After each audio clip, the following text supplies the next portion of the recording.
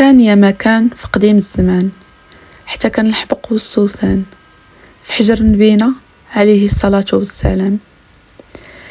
في شي دوار بعيد كانت واحد المرأة مسكينة ساكنة بوحدها، ما عندها لا راجل لا وليدات.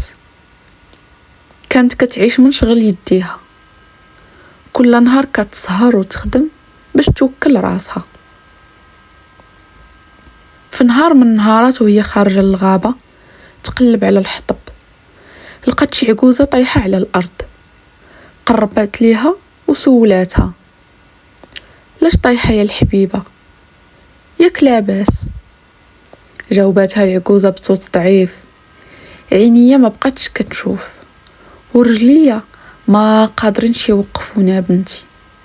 ساعداتها المرأة وداتها حتى لدارها الصغيرة، جابت ليها ما تاكل وداواتها ونعساتها على فراش دافي.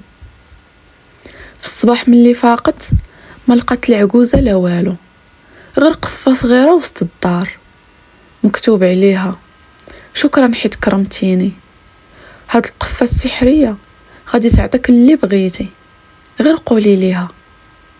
تفاجأت لكن جربات. القفة: اعطيني خبيز. وفجأة القفة تحلات وخرج منها خبز طري وسخون. القفة: اعطيني الزيت، زبدة، عسل. وكل شي خرج بحال السحر. المرأة ولات عايشة بخير، كتعاون جيرانها، كتخبي القفة من الطماعين.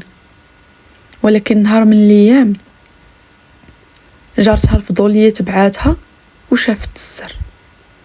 فاش مشات المرأة للغابة دخلت الشارة وسرقت القفة، ولكن ما دارتش بحكمة، بدات كتعمر منها وتضحك وتعاير الناس.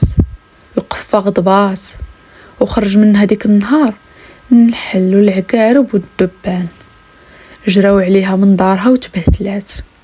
ورجعت القفة للمرأة الصبارة اللي بقات كتعيش بخير، وكل نهار كتقول: الخير كيعطيه الله غير اللي قلبه طيب.